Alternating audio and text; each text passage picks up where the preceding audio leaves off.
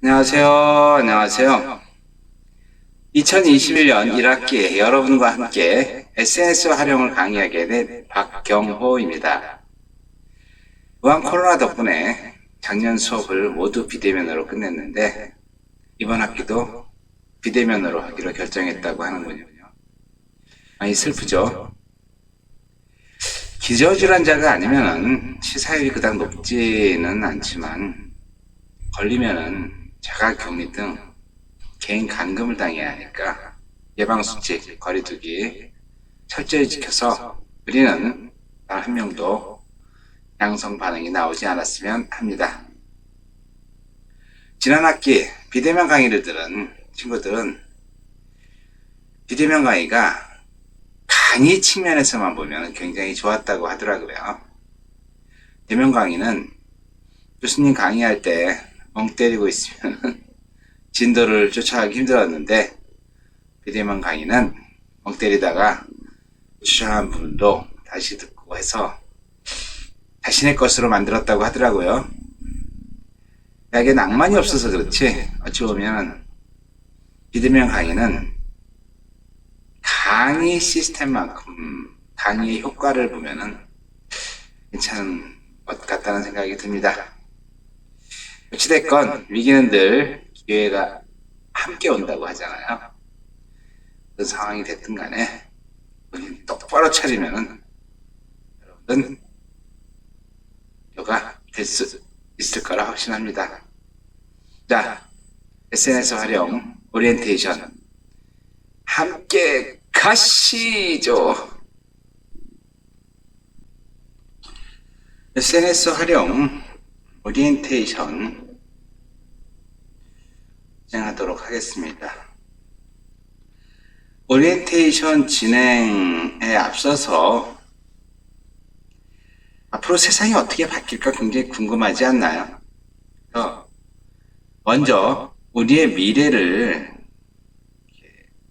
예측하는 유튜버 영상이 있어서 같이 한번 시청해 보도록 하겠습니다. 저작권 때문에 속도도 좀 빠르게 하고 영상 사이즈도 조절을 했습니다. 원본 영상을 보고 싶으면 키워드를 알려드릴 테니까 직접 검색해서 보시면 되겠습니다. 책그림이라고 하는 유튜버가 올린 건데 제목은 인간의 기계입니다. 유튜버 검색에 가서 인간 vs 기계 이렇게 검색을 하든지 아니면은 요 유튜브 밑에 요 주소 복잡하죠. 요거를 이렇게 치든지 하면은 영상을 볼 수 있습니다. 풀 영상으로 꼭 한번 봤으면 좋겠습니다. 미래는 어떻게 바뀌고 어떤 직업이 각광을 받게 될지 이 영상을 보면서 같이 고민했으면 합니다. 남자가 가정용 인공지능 로봇 아니타를 구입합니다. There she blows then. Your brand new synthetic. Unique styling, one of a kind. Standard domestic profile install. That'll cover all your basic housework. We'll leave you to crack on. 그녀는 아름다우며 청소를 잘하고 아침 식사를 풍족하게 차릴 줄 압니다. 아내는 남편이 갑자기 사온 로봇에 당황합니다. 가정에 신경을 쓰지 못한 자신이 대체되는 듯한 느낌을 받습니다. Hello, you must be Laura. 동화책을 딸에게 읽어주려 하지만 딸은 서두르지 않는 아니타를 더 좋아합니다. I'll take over now, Anita. No, I want her to do it. Reading to you is Mummy's job. But she doesn't rush. 가족들은 아니타가 사라진 아침 식사에 즐거워합니다. Party. So, this is what breakfast's supposed to be like. Dad, the jum's enough. 영국 드라마 휴먼스는 인공지능 로봇이 생활화된 세상을 그리고 있습니다. 이 세상에선 로봇이 사람들의 귀찮은 일을 대신 해주고 있습니다. 딸은 이런 세상에 불만이 많습니다. Go from an A to a D in computers. I've heard of this term. Oh, come on, that's bollocks. We all know what amazing knowledge you have. If you apply yourself, Yeah, you... could be anything I want, right? What about a doctor? That'll take you 7 years, but by then you'll be able to turn any odd thing into a brain surgeon in 7 seconds. Just want you to do your best. Best isn't worth anything. 무엇을 하건 인공지능이 더 뛰어나다면 공부할 필요가, 일을 할 필요가 있을까요? Look, I've got like zero future. There's literally nothing I can do. I can't do better. And I'm cool with that. It's also pointless. Since get a hole in one every time all they do is carry the bags. It's like, I know using Ferrari is all for naught. 정서가 조금 불안해 보이는 엄마에게 아니타가 말합니다. It's self-evident that, in many ways, I can take better care of your children than you, Laura. What? I don't forget. I don't get angry, or depressed, or intoxicated. I'm faster, stronger, and more observant. I do not feel fear. However, I cannot love them. 엄마는 반박하지 못합니다. 여기 다른 부부가 재활 치료용 로봇을 대여합니다. 로봇은 아내를 마사지해주고 재활 훈련을 도와줍니다. 남편이 일 때문에 성질이 날카로워질 때 로봇은 아내 곁을 지켜줍니다. You need to use the weight of your arms.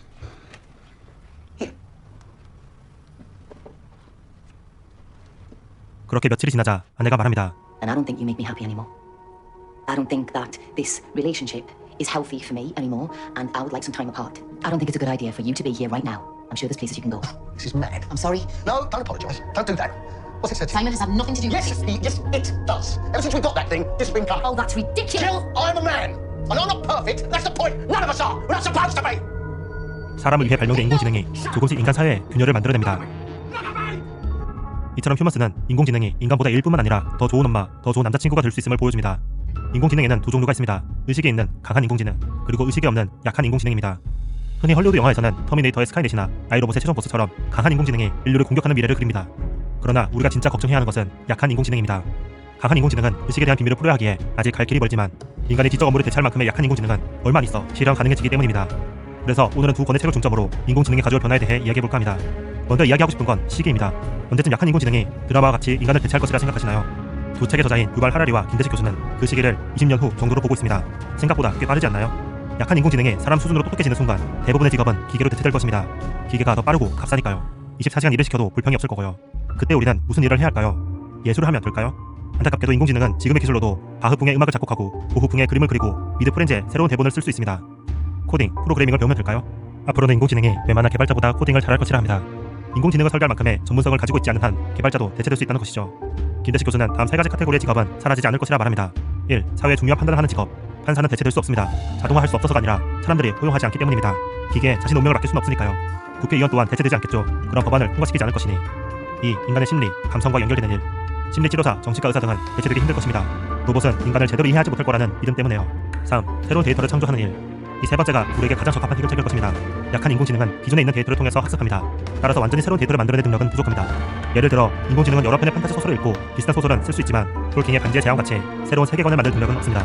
학습할 데이터가 별로 없는 분야를 선도하거나 틀을 깨버리는 데이터를 만들어야 합니다. 무엇이 자신의 분야에서 새로운 데이터를 일지는 각자 고민해봐야겠죠.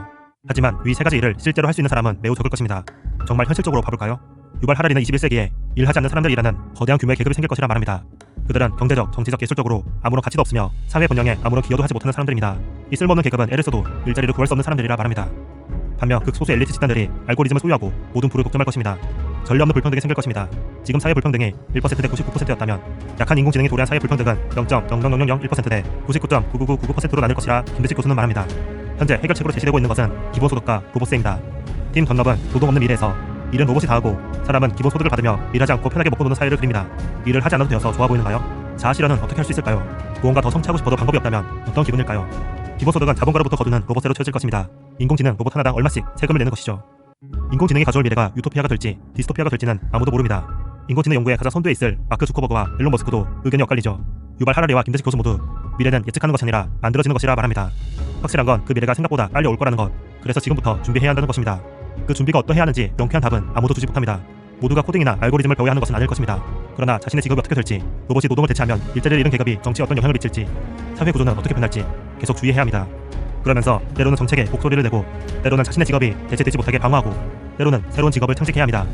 그리고 우리는 한 가지 질문, 인간의 가치는 무엇인가에 대해 대답하기 위해 애써야 할 것입니다. 유발 하라리는 지금까지 과학이 밝혀낸 사실에 따르면 인간 또한 생체학적 알고리즘에 불과하고 인간만이 가지고 있다고 생각하는 감정, 직관, 생각 또한 알고리즘일 뿐이라 말합니다. 즉, 컴퓨터 코드로 대체될 수 있다는 것이죠.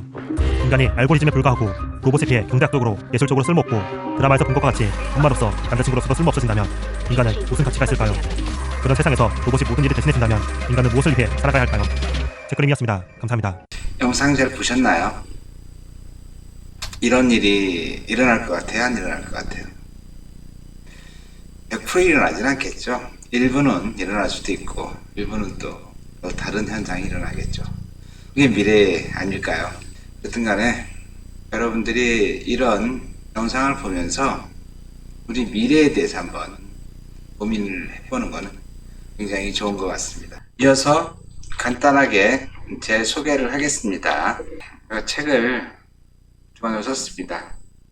여기 보이는 책이 SNS 길라잡이라고 하는 건데 SNS가 한참 뜰 2012년 있죠?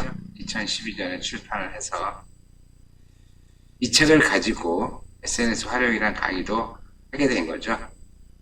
그리고 또 하나는 2018년 비트코인으로 부자되기라는 책을 하나 썼습니다. 그래서 이거는 2018년에 책을 다 썼는데 2018년에 비트코인 가격이 떡락을 하면서 인쇄는 이제 그 출판사에서 안 하더라고요. 안 팔릴 것 같으니까. 그래서 탈고만 했습니다. 그때 2,900만 원까지 갔다가 거의 600만 원까지 내려갔죠. 그래서 다 멘붕이 왔었는데 지금은 2,900만 원에 두 배인 6,500만 원까지 또 올라갔어요. 지금은 한 5,600 정도 가고 있다고요. 이어서 제가 소장직을 맡고 있는 착한 교육 연구소에 대해서 간략하게 소개를 드리겠습니다. 착한 교육 연구소 슬로건은요, 수능 시험은 국영수가 아니라 컴퓨터, 영어, SNS를 수능 시험으로 보자라고 주장을 하고 있어요. 괜찮지 않나요? 컴퓨터는 무조건 해야 됩니다. 세상이 디지털 세상으로 바뀌어가지고 인공지능과 친하게 지내려면은 디지털에 대해서 좀 아셔야 돼요. 컴퓨터는 꼭 해야 되고, 영어는 해도 되고 안 해도 되는 것 같아요. 이제는 그런 거 있죠, 이런 거. 이런 거 하나만 딱 꽂으면은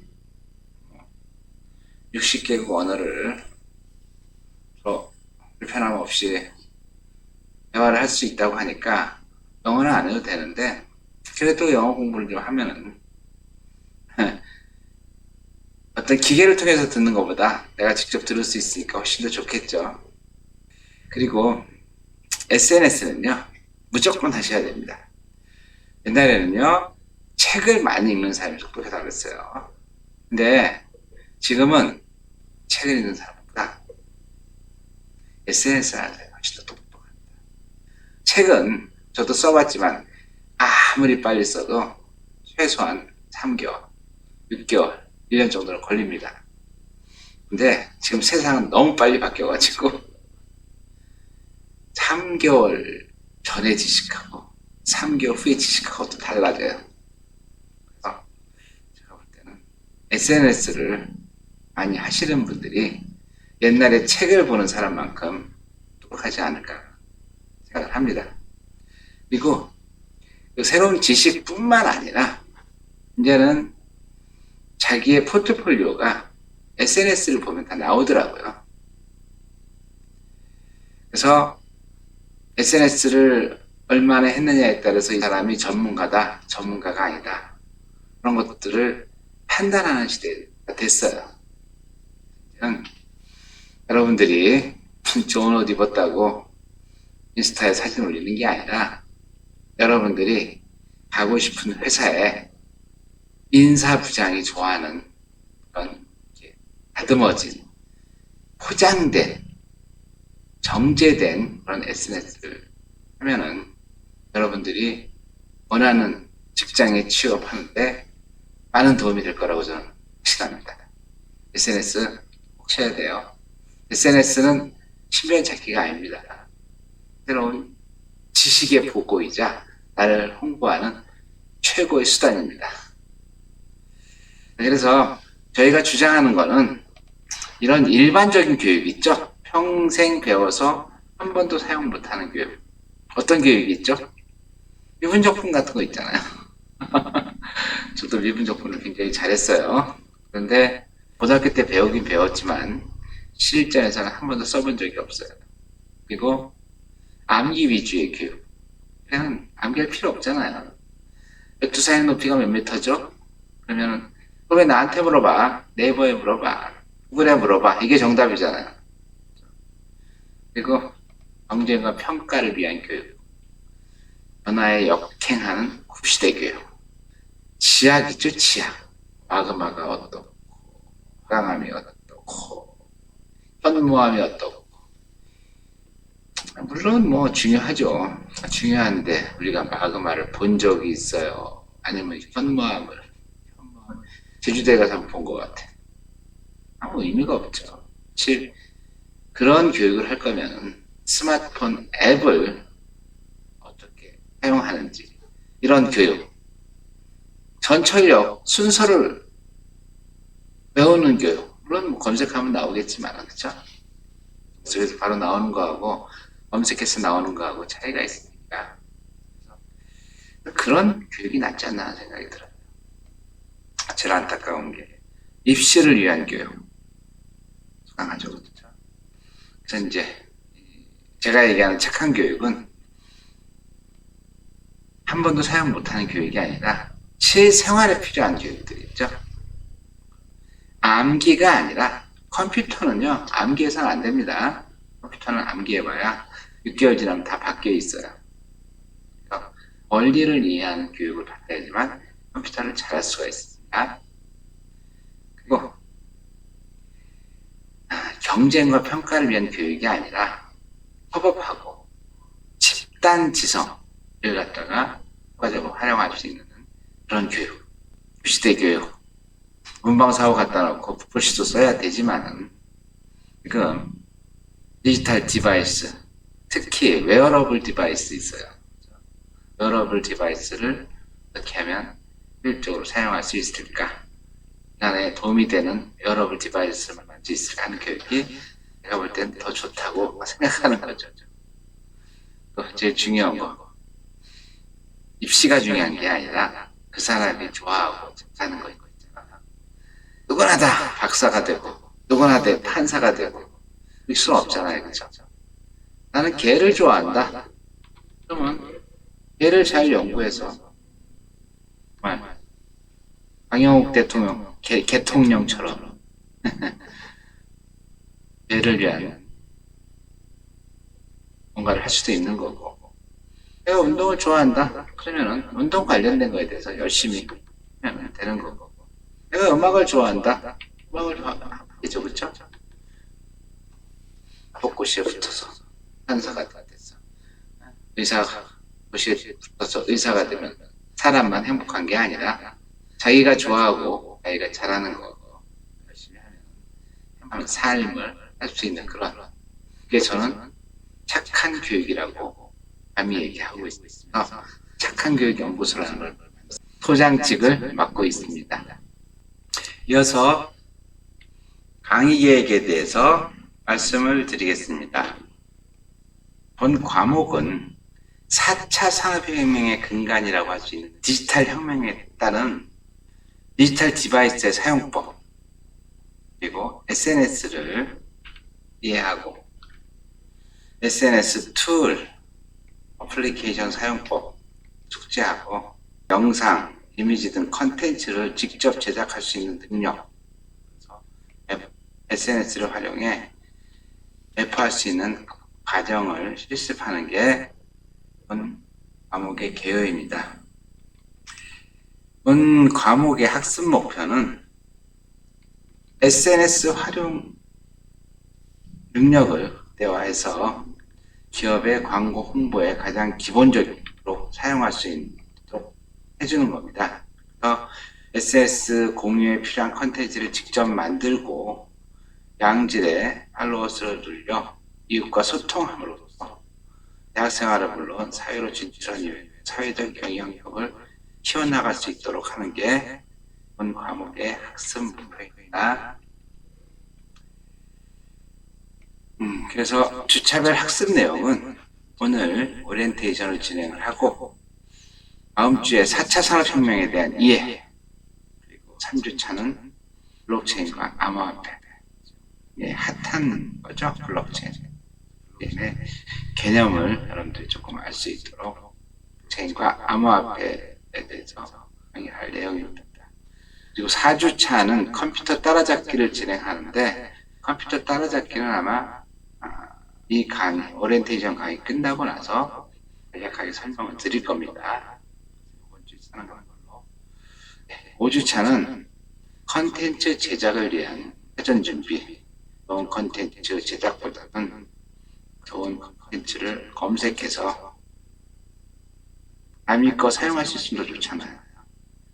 여건에 걸리지 않게 사용하는 방법이라든가 제작을 위한 사전 준비 좀 하고, 다음에 6주차에서는 양질의 컨텐츠를 제작할 수 있는 법을 배웁니다. 7주차는 비주얼하게 볼 수 있는 인포그래픽에 대한 것들을 듣고, 8주차는 중간고사인데 중간고사를 할지 아니면 진도를 더 나갈지 지금 고민하고 있습니다. 되는 대로 여러분한테 알려드리고 진행하겠습니다. 비대면 강의가 계속되면은 중간고사는 버티고 이 1주차부터 7주차까지 진행한 것 중에서 미비한 부분을 보충하는 시간을 가질 수 있을 겁니다. 9주차는 지금 모든 것이 디지털화 되어 있는데 사람들이 프레젠테이션 할 때 보면 아직도 아날로그식 프레젠테이션을 하고 있더라고요. 디지털식 스마트하게 프레젠테이션 하시는 방법에 대해서 구체할 때 같이 넣습니다. 10주차는 검색이, 지금 우리가 검색의 시대를 살고 있잖아요. 그래서 검색 핵심이라 할 수 있는 키워드를 좀 이해할 수 있고, 검색 엔진이 어떤 키워드를 좋아하는지, 검색 엔진 최적화 기법에 대해서 같이 알아볼 예정입니다. 그리고 11주차는 홈페이지 같은 블로그를 제작할 건데, 지금 블로그는 너무 일상화되어 있어가지고 블로그를 제작할지 유튜브 과정을 조금 심도 있게 들어갈지 여러분들하고 상의해서 진행을 하도록 하겠습니다. 자, 12주차는 우리 요새 대부분 사무실에서 일을 안 하죠. 카페에서 일을 하고 먼 거리에서 시공을 초월한 비즈니스를 진행하고 있습니다. 그걸 전문 용어로 스마트 워크라고 이야기합니다. 스마트 워크 기술에 대해서 같이 알아볼 겁니다. 13주차는 이제 동영상을 제작하는 거죠. 유저 크리에이티브 콘텐츠를 직접 제작하고, 14주차는 내 유튜버를 대문도 만들고 채널 아트도 만들고 실제 OBS 앱을 이용해서 유튜브 생방을 할 수 있는 그런 기술들을 알려드립니다. 15주차는 전체적인 내용을 실습 위주로 시험을 봅니다. 이어서 평가 방법에 대해서 말씀드리겠습니다. 평가는 시험이 50점입니다. 중간고사 25점, 기말고사 25점. 중간고사가 없어지면 어떻게 돼요? 기말고사 하나 가지고 50점이 되겠죠. 레포트는 20점. 레포트를 한 번 또는 두 번 정도 제출하게 될 겁니다. 근데 내용을 막 글로 많이 쓴 것보다는 창의력과 디자인이 이쁜 거에 대해서 고점을 줍니다. 나중에 레포트 제출하라고 얘기할 때 다시 말씀드리겠지만 글만 있는 거 정말 싫어합니다. 그러니까 그게 만들 때 창의적인 생각 집어넣으면 점을 드립니다. 발표가 20점이 있는데 원래는 대면 수업 해가지고 3인 1조로 수업 시작하기 전에 한 번 스피치를 하는 건데 비대면이라 지금 과제물 있죠? 과제물로 대체할 거죠. 민중에 원래 과제물은 출석 체크용인데 지금 발표가 빠지면 20점을 줘야 되기 때문에 과제물로 대체하도록 하겠습니다.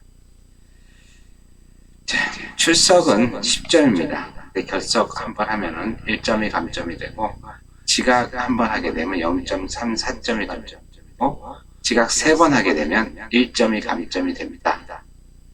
4점 이상 감점일 경우는 4점만 없어져 아니라 F학점입니다. 이건 학위 지침이라서 어떻게 할 수가 없습니다. 그래서 결석 1회 1점, 지각은 0.4점.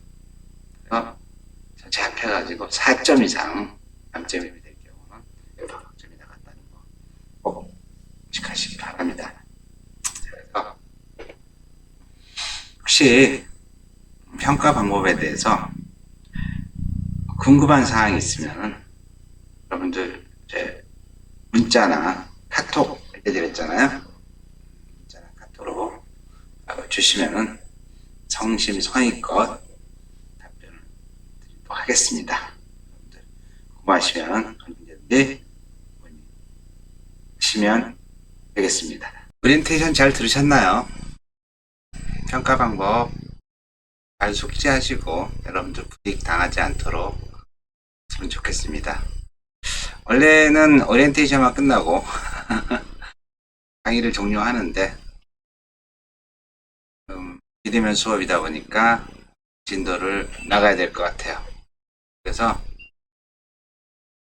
일단 여러분들의 수준을 알아야 되기 때문에 레벨 테스트를 좀 진행을 하고, 그리고 레벨 테스트 관련된 대답이라 할 수 있는 컴퓨터 기초에 대해서 계속해서 강의를 하겠습니다.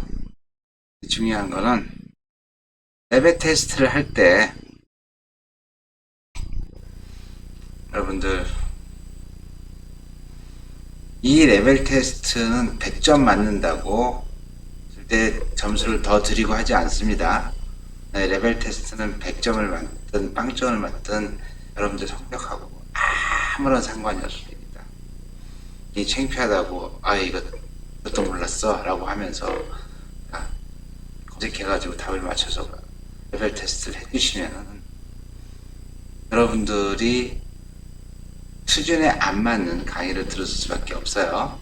그래서 여러분들 레벨 테스트 할 때 꼭 수업 듣기 전에 지금 느낌으로 레벨 테스트 해주시면 우리 SNS 활용 강의에 굉장한 도움이 될 것 같습니다.